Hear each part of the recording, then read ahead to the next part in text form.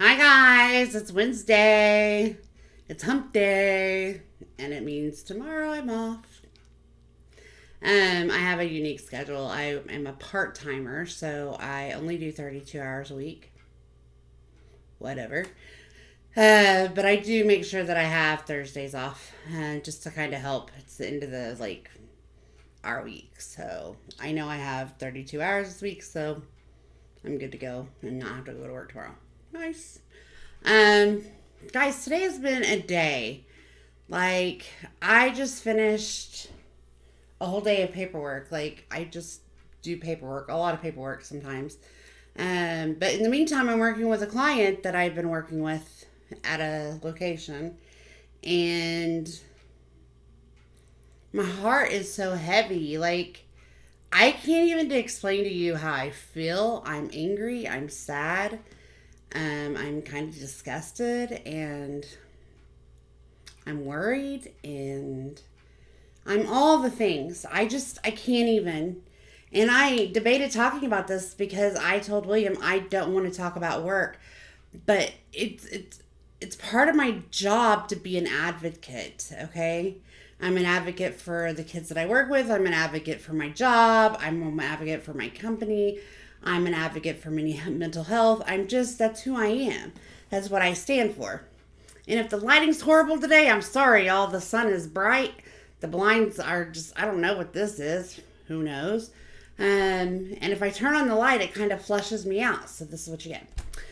But anyways, I'm an advocate. And the one thing that I love is being able to listen to my clients and hear what they're saying, see what they're doing, and assess their needs. It's very important for that assessment to happen. And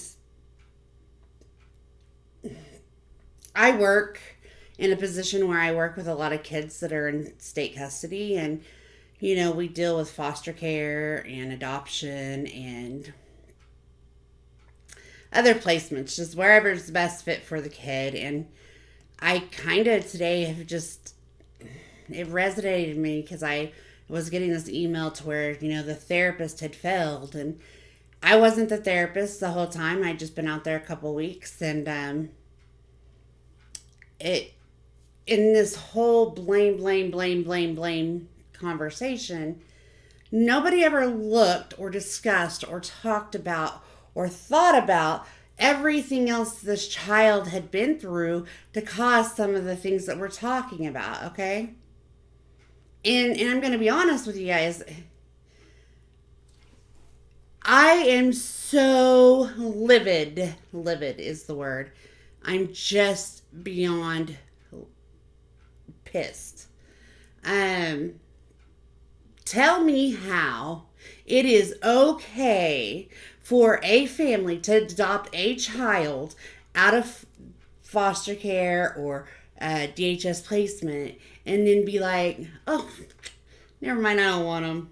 Take them back. Just take that kid back. How is that possible? How is that remotely possible? We don't get to do that with dogs. If you adopt a dog and you take the dog back, you don't get another chance. And you know what we do with these kids? We're like, oh, he brought him back, let's trade him in for another. No, no, it is not okay. Nobody has had one thought process or compassion or tried to understand, and we're wondering why this kid is acting amok and sad and angry and frustrated and all the things. Are you serious? Are you serious? No, that's not how it works. It's not how it works. It's not how it works for me. Because this is my client now. And I'm not a problem. And I'm here for him. And let me tell you what I'm going to do. I'm going to set you down and tell you your problem. And what you guys need to do as the state to fix it. And the first thing you need to do is have a little bit of compassion and understanding. And know that we don't have dogs or cats or birds or animals. We have human beings. And these human beings are the ones that need us. And they depend on us.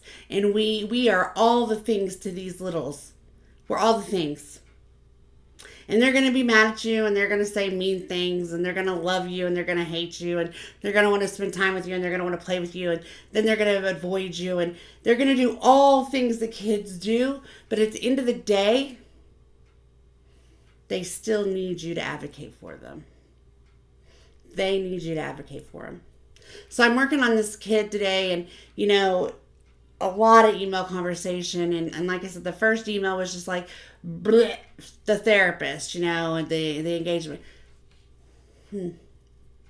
Yes, kid has had to go through a therapist change. True. I'm the replacement, and yes, that happened, and yes, it's true. And yes, that is very traumatic for kids, for anybody. I mean, it's hard. You open up your heart, your soul, you start building trust, and you have relationships, and it's your person, and you connect, and then all of a sudden, poof, they're gone. And here comes this new person. And I'm just supposed to love them and trust them and tell them everything. It's not how it works. It's not how it works. See, I've been working with this kid for 3 weeks. That's not even enough time to gain rapport for him to be able to talk to me safely or comfortably about what's going on, because this little boy has so many trust issues that it's not even right. And when I say trust issues, I mean he doesn't even trust himself, because he's not in control of any situation in his life, especially that thereof. You want me to be adopted again? But I've already been sent back twice. It's horrible. It's horrible. In the name of all things righteous, we've got to do better. As society, as people. When you see a kid that's, acting up or, saying bad things, when you see anybody doing that, have some compassion. You don't know what they went through.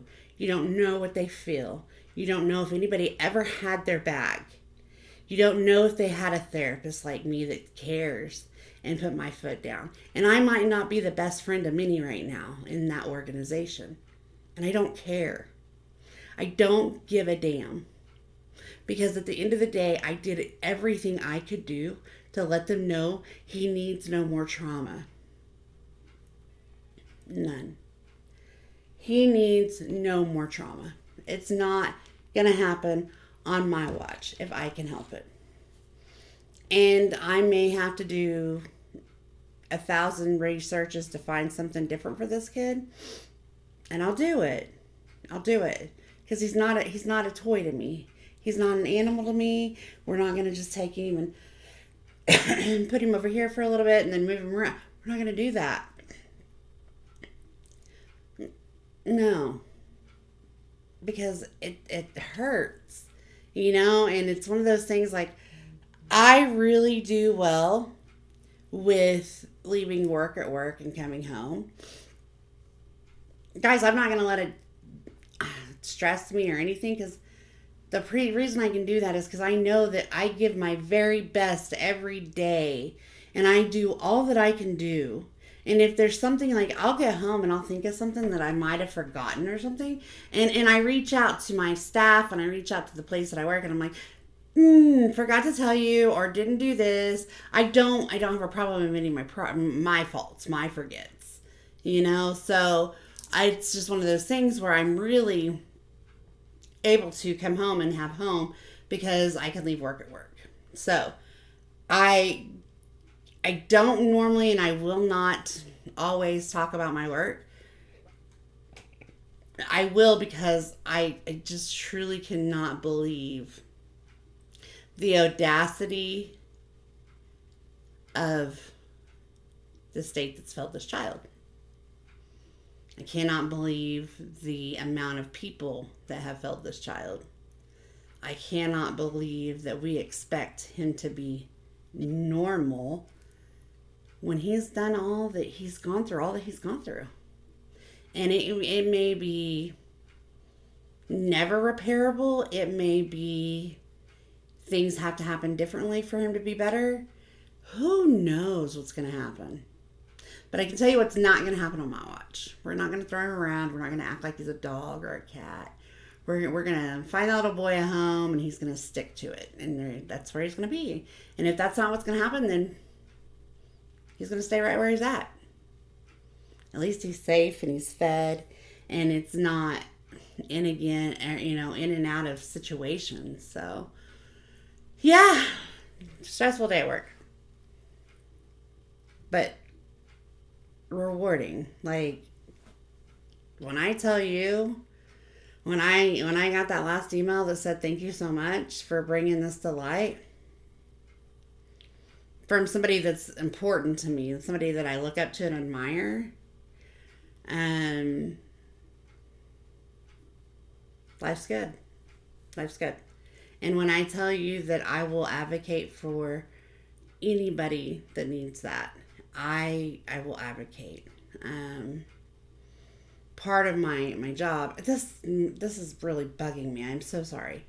Part of my job is to, let's see if we can help. See, it just kind of blondes me out. Part of my job is to assure that people are safe, and can't guarantee happiness because I can't make that happen, but I have to make sure they're safe.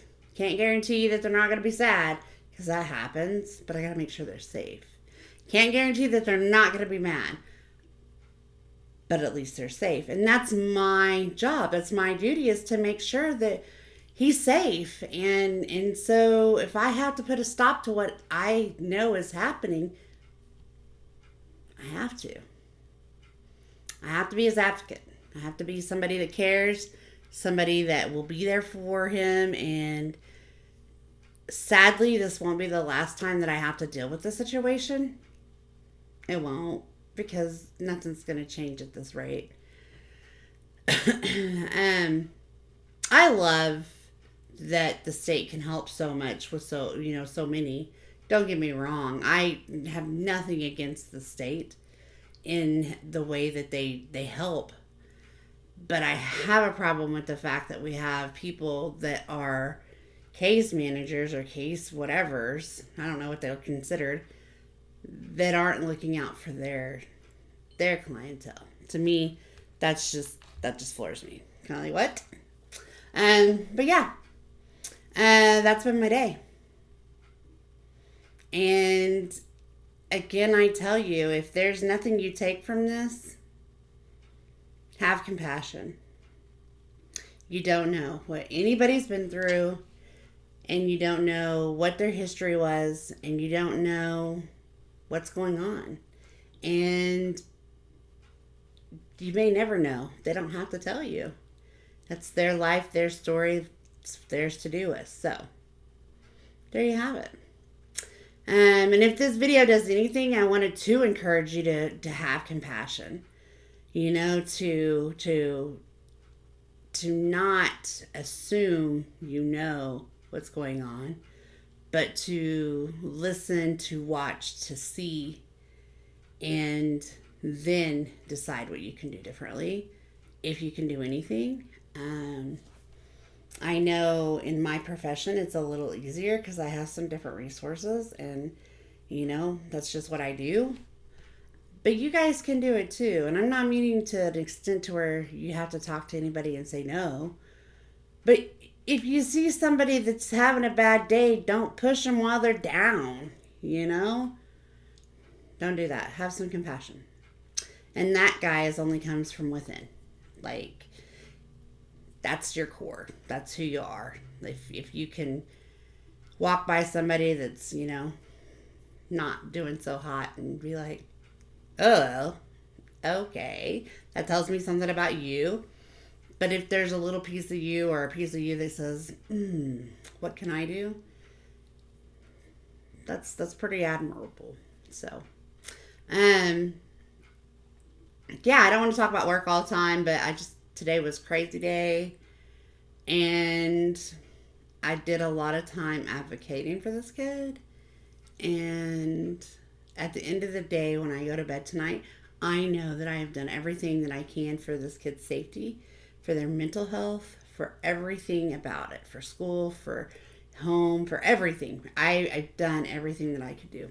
So, yeah. It's probably one of the hottest days like here today. So it's like 102 degrees, I think, I seen earlier on the temperature gauge. Generally I would go jump in the pool, but it's too hot. Don't even wanna. So I'm just gonna sit back and relax today and be glad I'm off tomorrow. And hope you guys have a great evening. And again, share your compassion. Thank you for watching. Thank you for coming back and supporting me. And come back tomorrow, because you never know what we're going to talk about, because it's not planned anymore. And so you just get whatever happens. Yay. But for now, I'm going to say goodbye. Have a great evening, and I'll be back.